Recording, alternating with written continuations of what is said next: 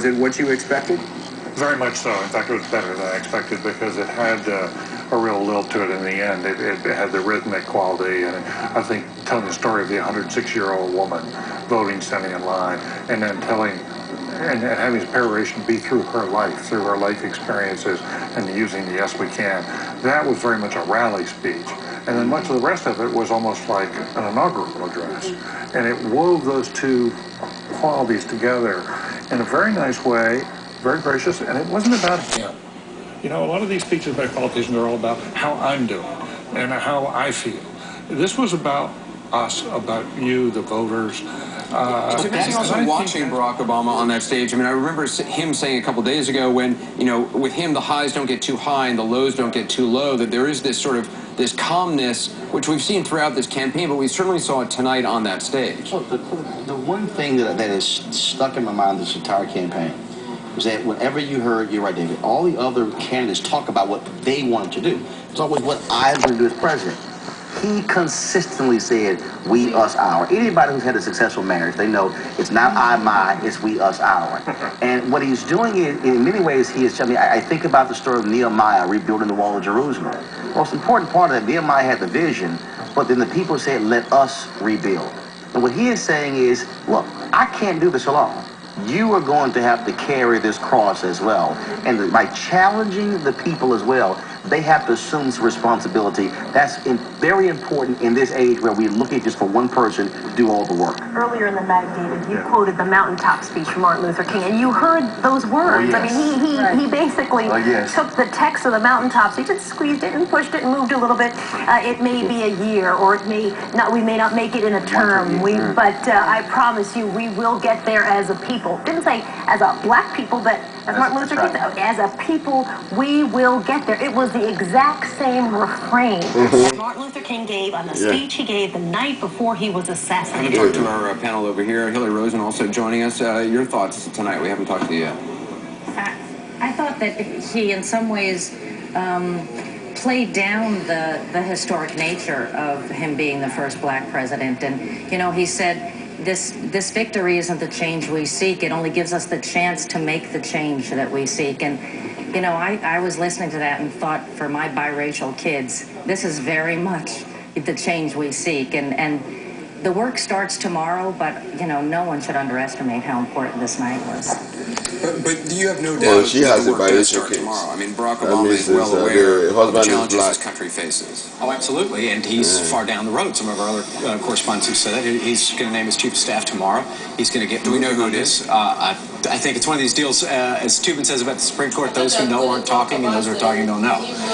But I'll assume that means you know, but you're not talking. This is a very carefully planned operation from day one. It has been for the campaign. It's been for the transition. Probably it's not important because does it look like I'm dodging? Your body is actually contorted. No, this is not primary election. I've heard some of them. Do we know Gloria? There's a reason for it. Rather bluntly, Rahm Emanuel, the congressman from Illinois. Look at that camera right now and tell us whether or not he is going to be the White House chief of staff. I do not know. I do not know. The last time I checked, no offers had been made. Now, my guess is sometime in the next day or two, probably tomorrow, Senator Obama's going to pick his chief of staff. There have been other names that have been mentioned. But I don't want to get off on that. I want to give something with Rahm to break that story. I can't because it wouldn't be accurate. I don't think anything's been offered, as far as I know. Last time I checked with several of the people that have been talked about. But I think what's impressive about this speech, if I can get back to that as an old speechwriter, is his tone was sober, serious, almost even somber. And some of it because of the loss in his family. You could see that in his heart and etched in his face. But I was really impressed. I mean, it is easy for a politician on victory night to get them screaming, right? He hushed that crowd, and he got them thinking and feeling, and he reached out, I think, wonderfully to those Americans, as he said, whose votes I did not win, but whose support I need, or something like that. It was wonderful. It was a terrific speech, but what I liked about it is that it wasn't triumphalist at all. I think this is a man who understands the burden that he's about to assume. I thought it was also interesting, the crowd at this event compared to the McCain event, and perhaps it's the difference between a crowd whose candidate has won and a crowd whose candidate has not. They cheered John McCain when his name was mentioned. There were boos at the other event when Barack Obama was mentioned. Yeah, and it's no fun to lose. And some of the crowds at some of the rallies for Palin particularly have been pretty offensive. I did not think that was offensive tonight. At the Biltmore, you're there, you're hoping your guy wins. I understand that. They're expressing their disappointment. McCain handled it like a real pro. But the fact that Barack Obama was so clear about pointing out to people that I want to be your president too, for those who support I have not earned, that says something not just about the kind of campaign he's run, but how he expects to govern. And, you know, we have learned a few things about his administration. Paul was being circumspect about it, but a chief of staff like Rahm Emanuel, should that be the case, since many of us have heard that's the case, is somebody who also has been a member of Congress.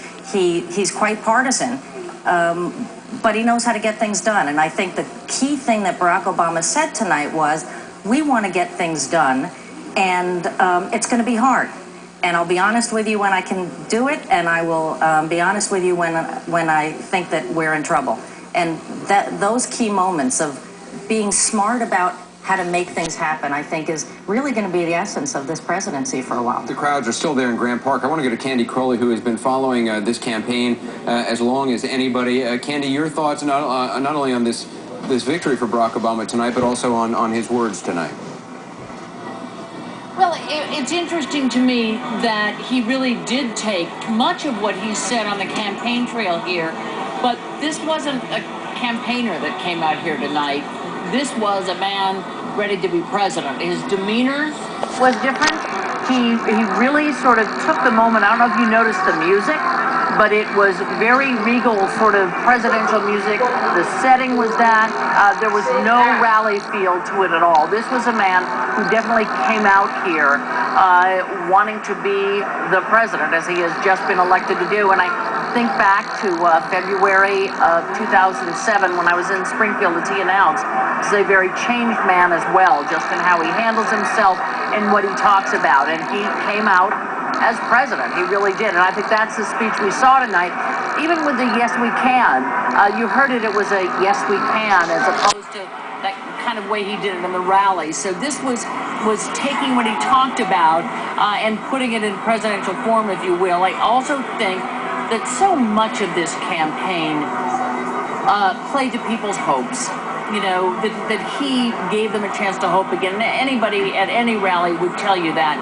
And I thought this was the somber night to say, we can still get there, and we're going to get there, but let's not think it's going to happen tomorrow. And I think if you remember, when we had the off-year elections in 2006, everybody thought the war would stop the next day because the Democrats were put into control.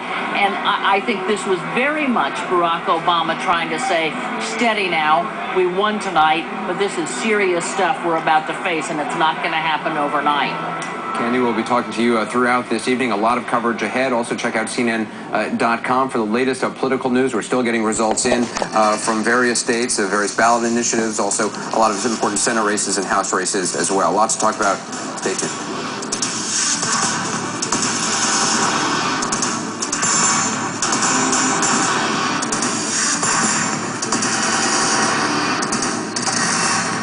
Tell me something. Why does my company have so